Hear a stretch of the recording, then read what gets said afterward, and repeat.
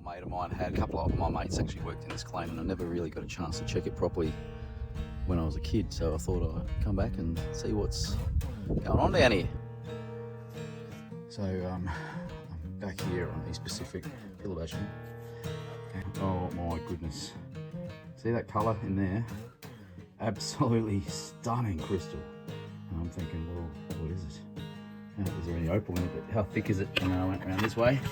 You can go like this and look at that.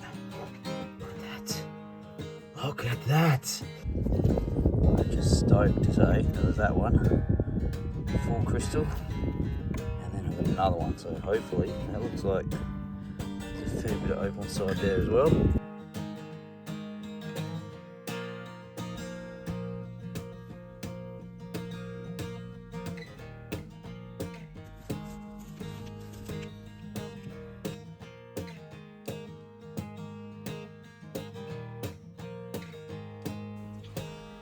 So this is the stone we got here, and I'm just trying to get rid of the dirt. You can see I'm marking that where the dirt's coming in on that side, and see where it's protruding through both sides. Marking it on the other side as well. I'm going to get rid of that and see what's happening with this piece as we start to slice and grind it away. You move to the trim saw. Here we are. Taking off those corners. Try and be conservative with this, because I found that it's very easy, one slip with that blade and you can put a scratch or a gouge in that stone that can cost you by the time you smooth it over. You know, sometimes up to 5 or more carats can be lost through it. So it's easier just to sneak up on it.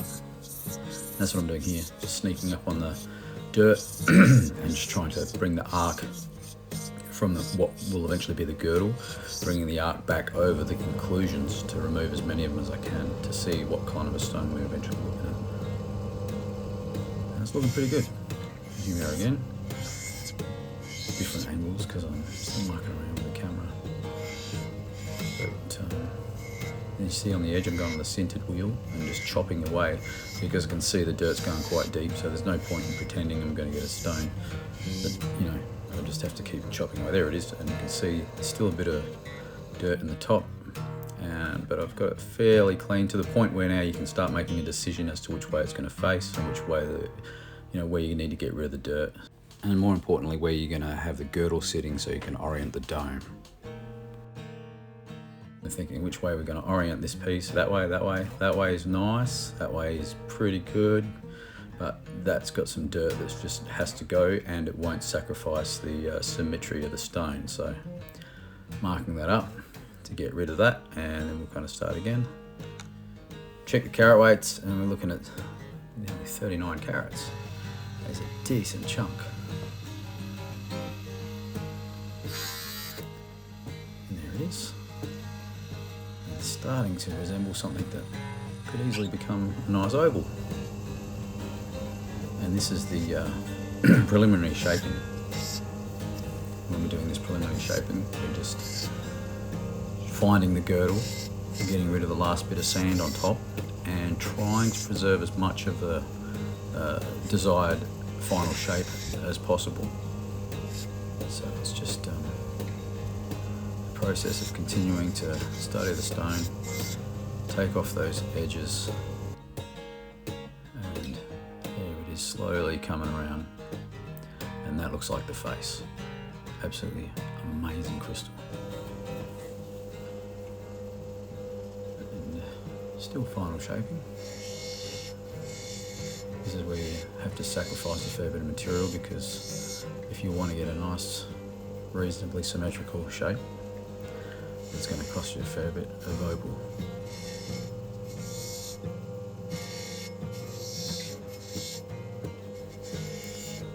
I would have liked to get more aggressive with this stone and make a nice even high dome, but as you can see, that bar that's got the best colour runs diagonally across the top, and the more I cut this stone, the smaller that bar is getting. So, and then I found the opal underneath was not as good as that bar sitting across the top, so I have to try and preserve the stone with the best colour on top while maintaining a nice aesthetic oval, as symmetrical as possible. So it was quite tricky, this piece, in the end, because the fire line, as they call it, or the bars, didn't sit parallel to the base, which is often the case with opal. It gets very tricky. And here you can see I flip it over and I'm working on the girdle, bringing it up to try and get a nice even girdle all the way around the bottom. Very important for your final stone.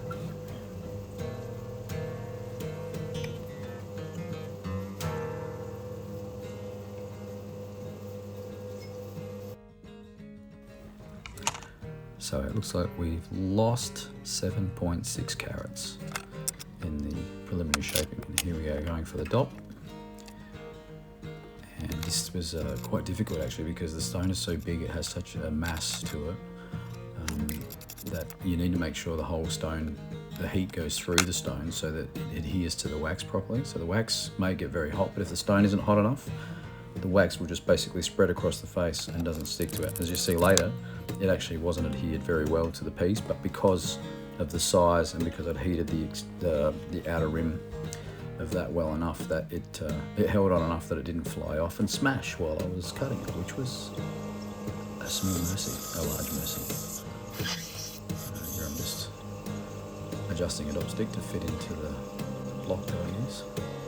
This is the final shaping. So first we go to the girdle, get our little 10-degree edge, and then going up at 45, 75. But this is that's only a guide, because the way this bar is, I have to carefully grade over the top without making that bar disappear. And now I'm just trying to adjust that shape to make it pretty and aesthetic. It doesn't have to be perfect, but when you hold it in your hand, it can't look ugly or immediately off-putting or repulsive. So now I'm just doing a final run over, which is just to bring a fine grading all the way across the dome, because when you get to the sandpaper, very important, if you've left big ridges in there, that's more work the sandpaper has to do. More likely you're going to have scratches and ridges that you have to try and work hard on. So here we're going for a 600 grit, straight onto the high-speed sander. Have an extraction in place. That's just the camera making it look that slow. It's actually going at about 1500 revs. It's a lot faster than it looks. But I love sandpaper. The sandpaper cuts the opal. You see I'm going in on the edge there, on the flat spot, over the best part of the bar, to make sure it gets the thing out there. I was just pointing to an inclusion in the stone there, but I'm going to leave it in because I can't afford not to. It would take too much off. That was 1000 grit. So we go from 600 straight to 1000, and then I see I cut right over the dome of the stone quite aggressively with 1000, and that takes off another whole layer, but all the scratches are gone, so that's just bringing a finer thing, and that breaks down, the silicon carbide breaks down as you polish it. And I'm rolling that around there to show that I'm pretty happy with that. The LED lights rolling all around the dome, looking pretty good. This is cerium, fresh cerium, nice fresh abrasive cerium that breaks down as you use it, so you use a nice fresh bit to start with, and cut it till it grips and grabs all the way around the stone. And I'd say if the stone looked like it was pretty much polished before you put it on the polishing pad, then this isn't a problem to get it to come up nice. Pretty happy with that result. It's not exactly perfect, but hey, that's opal. It's, you know, it's nature. And here I am, just cleaning the top of the stone because I've got to dop the polished side, which it's winter here, and in the cold weather, that dop will just pop straight off a polished surface like that. So you have to keep the stone warm. And so you can see that it wasn't adhered properly in the middle. It didn't take much to get that off. So that was a bit scary. I thought if that came off on the polisher, it could have just smashed on that housing. So anyway, there we go again.